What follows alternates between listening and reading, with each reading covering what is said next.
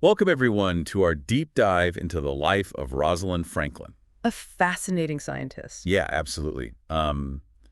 Rosalind Franklin was crucial, I mean, really essential to discovering the structure of DNA. One of the biggest scientific discoveries of the 20th century, for sure. Yeah, so we're using excerpts from her biography for this deep dive. That's right. And so, we'll be able to uncover not just the science, but also her personality. And the world that she lived in. Exactly. So let's start at the beginning. Okay. Rosalind grew up in London, Right. a well-to-do Jewish family. Okay. And, from a young age, she just excelled in her academics, especially science and languages. It's amazing how, little events in your life can shape your path. There's a story about how she won a scholarship to university. Oh, boy.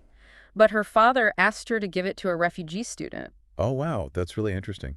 Yeah, so, it just shows how important social responsibility was to her and her family, even from a young age. Yeah, it's a really interesting glimpse into her character, I think. But so her path to higher education wasn't very straightforward. World War II kind of interrupted things. Yeah. And she ended up researching coal properties for the British Coal Utilization Research Association, BCUR. BCURA, yeah. So this research was really important. I mean, she really, did some groundbreaking work here. Oh, yeah. She developed a whole new way to classify different types of coal and figured out how to predict, how well they'd burn. Essential for wartime. And surprisingly, it's still relevant today. Wow. In material science. That's really interesting. Yeah. And all this actually formed the core of her PhD thesis. So, even though World War II disrupted her education, it actually kind of pushed her onto this, important research path. Yeah, yeah. Leading to, a major scientific accomplishment. A PhD, no less. Right, exactly. So it seems like overcoming obstacles was going to be a bit of a theme in her life. Right? Definitely. So after the war, she went to Paris. Yeah. She met up with Jacques Marin, a pioneer in the field of X-ray crystallography.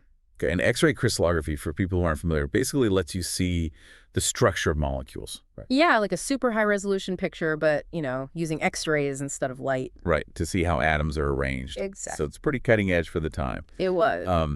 And she really honed her skills working with Marin. She became a true expert. So what kind of research was she doing in Paris?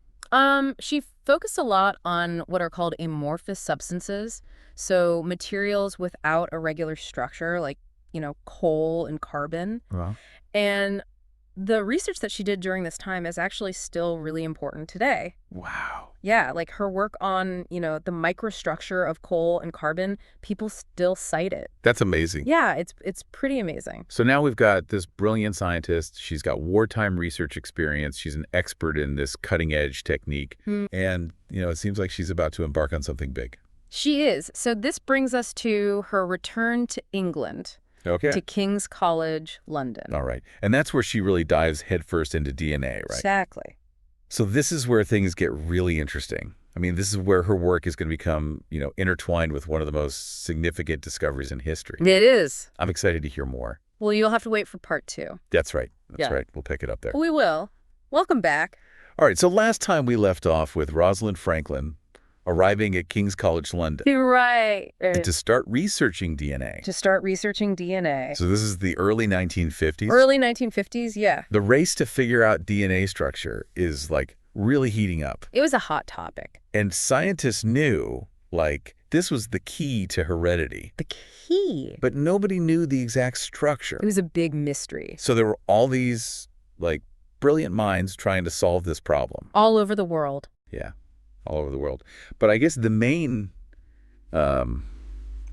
players were Rosalind Franklin at King's. Of course. And then you had Watson and Crick over at Cambridge. Oh, and Crick? Yep. Trying to figure this out. And they were all using different methods, right? So Rosalind, she's doing this very careful, experimental work, lots of X-ray diffraction. Right. So really, really detailed work. Yeah, really detailed. And Watson and Crick are kind of building models and trying to, fit the pieces together. They were playing with different structures, trying to see what would fit the data. Yeah, I can imagine that being really frustrating. Oh, it was. I mean, they actually proposed a triple helix model first, which turned out to be completely wrong. You can imagine spending all that time building this model. Yeah, and then nope. It's wrong. Wrong. Start again. But that's science, right? Sometimes you go down the wrong road to get to the right one. Exactly. You got to make those mistakes to learn, right? Yeah. And for Watson and Crick, these setbacks, they pushed them to really refine their thinking, especially after Linus Pauling, the famous chemist. He proposed his own DNA structure. Oh, wow. But that was wrong, too. So now they've got more competition. Even more competition. Pressure's on. Pressure's on, exactly. It's like a scientific thriller or something. I know, it's exciting, right? But meanwhile, Rosalind is still hard at work at King's. Right, what's she up to? So her meticulous approach is paying off. Like, she's getting these increasingly clear images of DNA. Nice. Yeah. But. There's always a but. There's always a but. Remember, we talked about Maurice Wilkins. Yeah, her colleague. Yeah, their relationship, it wasn't great. It wasn't the best. It was pretty strained, actually. Yeah, you mentioned that before. What was the problem there? Like, why didn't they get along? It seems like it was just a combination of things, like miscommunication, different personalities, how those things go. Yeah. But, they had very different ideas about how the research should be done. And that really got in the way. It really did. Their communication wasn't great, and that just affected their collaboration, which is a shame because, they both had so much to offer. Yeah, it makes you wonder how things would have been different if they had, been able to work together better. Yeah, what could they have achieved? We'll never know. So what were they disagreeing about specifically? Yeah. Like about the research? It's hard to say exactly, but from what we know, it seems like they were interpreting the data differently. Like, Wilkins was pretty convinced that the X-ray images were showing a helix. Like a spiral? Yeah, a spiral. But Rosalind, she was more cautious. She wasn't so quick to jump to conclusions. Oh, yeah, that's a good scientist, right? Not jumping to conclusions. Exactly. But it does show you that, even the smartest people can look at the same data. Right. And come up with different ideas. It shows how important communication is. Oh. To be able to, talk through and maybe challenge each other's ideas. Absolutely. And it also makes you think about, how personalities and, the dynamics between people, how that affects science. Yeah, it's not all just about, equations and data. It's a human endeavor. It is. But so Rosalind's making progress with her research. She is. And this is where that famous Photo 51 comes in, right? That's right. This is where things get really interesting. I knew Photo 51 was important, but I don't really remember what it is. The Photo 51, it was taken by Rosalind's student, Raymond Gosling. Okay. But it was under Rosalind's guidance, right? And it was basically this incredibly clear X-ray diffraction picture of DNA. Wow, so the best picture they had so far. The best they had. And this picture, it was crucial. I mean, really crucial. For figuring out the structure. It was the missing piece of the puzzle. Okay, but there's a twist, right? Oh, there's a twist. So, unbeknownst to Rosalind, Maurice Wilkins shows this photo, Photo 51, to James Watson. What? Yeah. So he's showing her work to, a competitor. Yeah, basically. I mean, that's not right. It's definitely a bit iffy, ethically speaking. Yeah, without her knowledge. Or permission. And Watson himself, he actually admitted that seeing Photo 51, that was the moment he knew that DNA had to be a double helix. So her work was absolutely essential. It was essential. To their breakthrough. Yeah, their breakthrough. But she had no idea that it was even being used. No idea. It's a very complicated situation, right? Because, yes, Watson and Crick, they deserve credit, for building the right model, for figuring it out and publishing the findings. Yeah.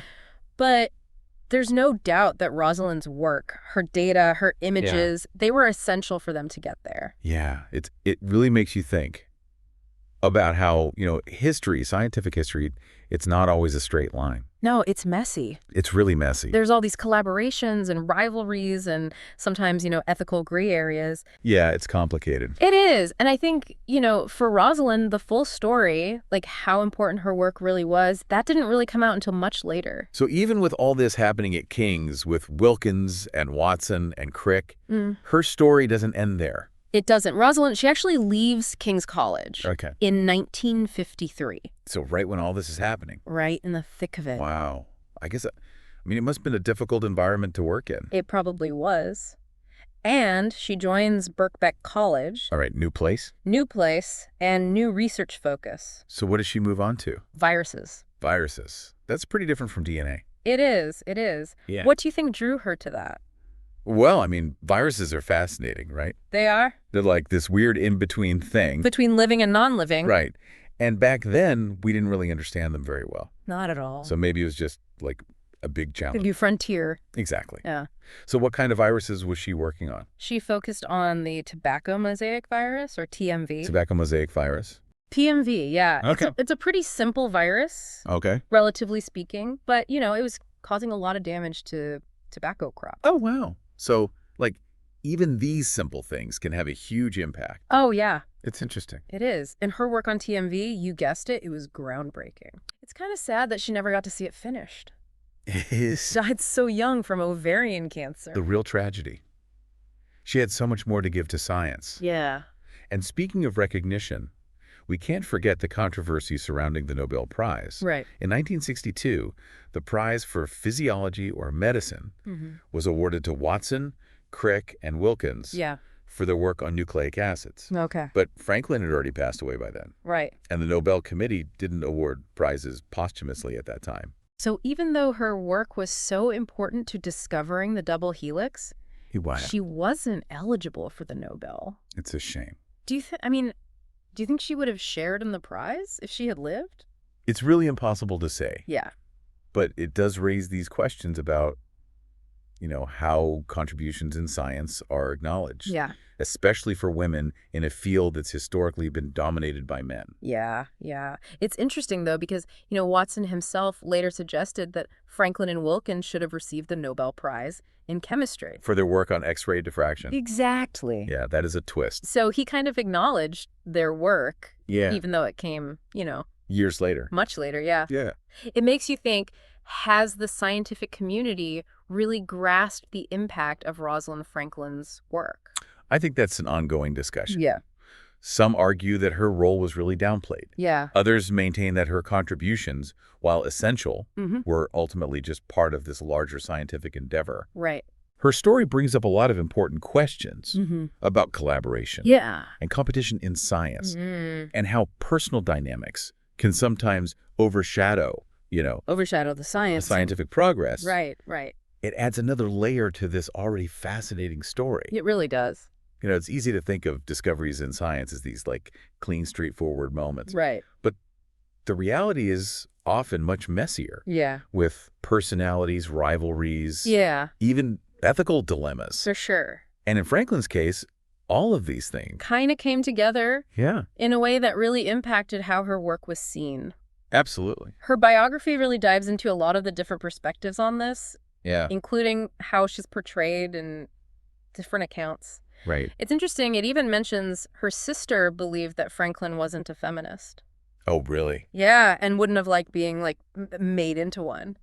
It's a good reminder that she was a complex individual Yeah. with her own views and beliefs. And it's important to not oversimplify her story Right. or try to fit her into some kind of narrative. No, I think that's really important. She was a brilliant scientist Absolutely. who made huge contributions to a lot of different fields, Yeah, but she was also just a person exactly. with her own, thoughts and feelings. Exactly. And you have to recognize the context. Yeah. The scientific world, Yeah. especially in the mid-20th century. It was a different time. It was a different time. Not a very welcoming place for women. Right? They face so much bias and discrimination. Yeah. It's amazing that she was able to accomplish what she did. It really is. Speaks to her talent and her determination. Absolutely. It makes you think about how much scientific potential has been, lost. Or overlooked. Yeah, overlooked because of these barriers. It's sad, but it also makes her achievements even more impressive. It really does.